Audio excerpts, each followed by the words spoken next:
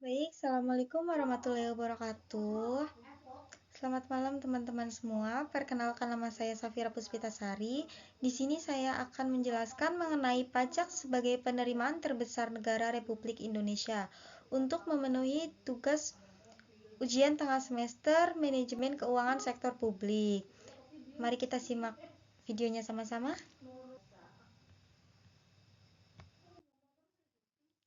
Di sini ada definisi pajak. Jadi, pajak adalah kontribusi wajib yang harus dibayar oleh warga negara kepada pemerintah tanpa mendapat imbalan langsung. Pajak ini kemudian digunakan oleh negara untuk membiayai berbagai kebutuhan dan pengeluaran publik yang mendukung kesejahteraan masyarakat. Jadi, setiap warga negara itu wajib untuk membayar pajak. Selanjutnya,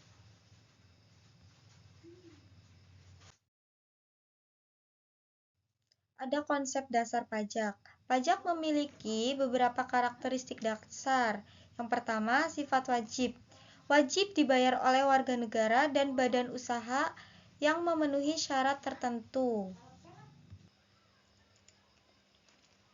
Jadi, ini berarti setiap orang atau badan usaha yang memenuhi syarat wajib untuk membayar pajak. Yang kedua, tidak ada imbalan langsung. Pembayaran pajak tidak memberikan manfaat langsung pada pembayar, tetapi dampaknya dirasakan secara kolektif. Misalkan bisa melalui seperti pembangunan infrastruktur, layanan publik, dan fasilitas umum. Yang ketiga, diatur oleh undang-undang, besaran, jenis, dan ketentuan pajak diatur dalam peraturan perundang-undangan yang berlaku. Ini menjamin bahwa pajak dipungut secara legal dan sesuai dengan ketentuan yang sudah ditetapkan sesuai dasar hukum.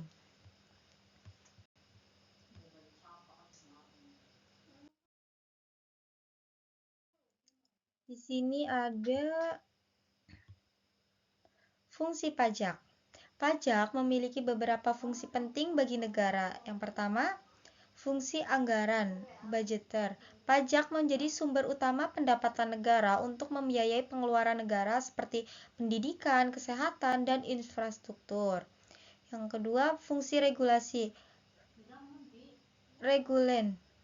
Pajak dapat digunakan sebagai alat untuk mengatur atau mengendalikan ekonomi melalui pengenaan barang-barang tertentu.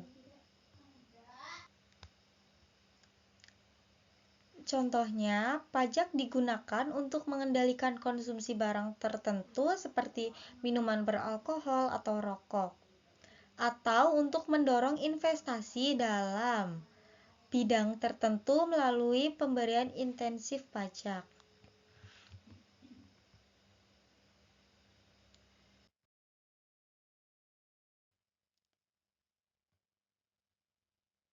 Yang ketiga yaitu fungsi redistribusi pendapatan.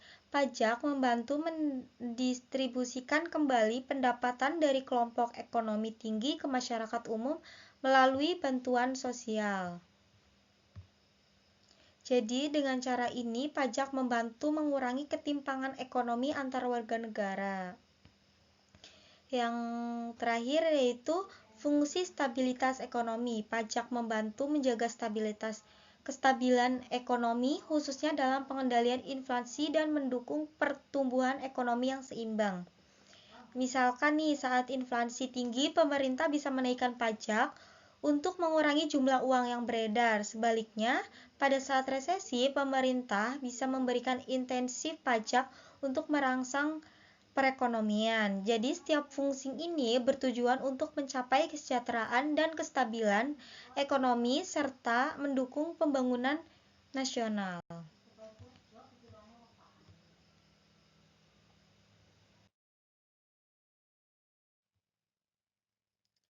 Selanjutnya yaitu contoh jenis-jenis pajak di Indonesia.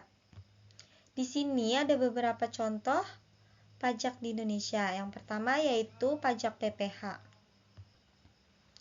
Yang pertama yaitu ada pajak penghasilan atau PPH pajak yang dikenakan atas pendapatan atau penghasilan seseorang atau badan. Jadi ada beberapa jenis mengenai pajak penghasilan, misalkan yaitu ada PPh pasal 21, yaitu pasal pajak yang dikenakan atas penghasilan yang diterima oleh karyawan atau pekerja. Jadi misalkan nih buruh atau karyawan, pasti di setiap kita dapat gajian selalu dipotong PPh 21. Itu karena pemotongan dari hasil penghasilan yang diterima oleh karyawan, kita sebagai karyawan. Yang kedua ada PPh pasal 22, yaitu pajak yang dikenakan atas kegiatan impor barang tertentu. Ada PPh pasal 23, pajak yang dikenakan pada transaksi jasa, sewa atau penghasilan lainnya. Pasal 25, angsuran pajak yang dibayar sendiri oleh wajib pajak badan atau perorangan sebagai kredit pajak atas penghasilan yang diperoleh, dan lain sebagainya, masih banyak. Yang kedua yaitu ada pajak pertambahan nilai, PPN. Pajak yang dikenakan atas konsumsi barang dan jasa di dalam negeri.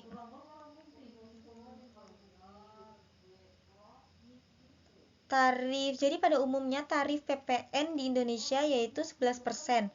Barang atau jasa tertentu yang menjadi kebutuhan dasar seperti bahan pokok atau jasa pendidikan biasanya dikecualikan dari PPN. Yang ketiga yaitu pajak bumi dan bangunan, PBB, pajak atas kepemilikan atau pemanfaatan tanah dan bangunan.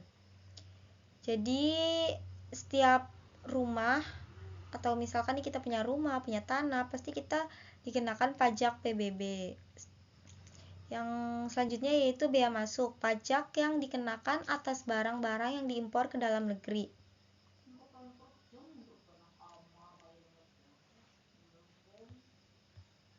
Selanjutnya,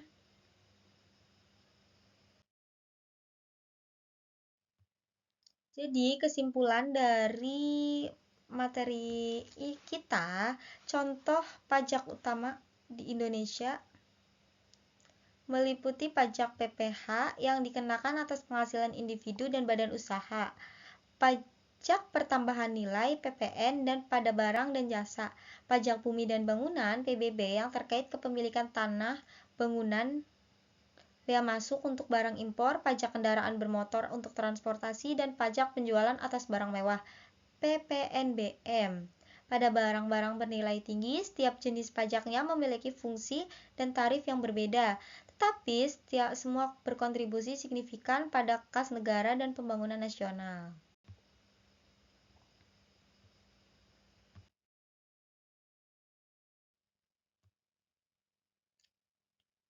Pajak sendiri yaitu sumber penerimaan terbesar negara Indonesia dan berperan penting dalam mendukung pembangunan dan kesejahteraan masyarakat. Pajak tidak hanya berfungsi sebagai sumber pendanaan pemerintah, fungsi anggaran, tetapi berfungsi untuk mengatur ekonomi, mendistribusikan pendapatan, dan menjaga stabilitas ekonomi. Sekian dari saya, semoga ilmunya bermanfaat. Terima kasih. Wabillahi taufiq wal hidayah. Wassalamualaikum warahmatullahi wabarakatuh.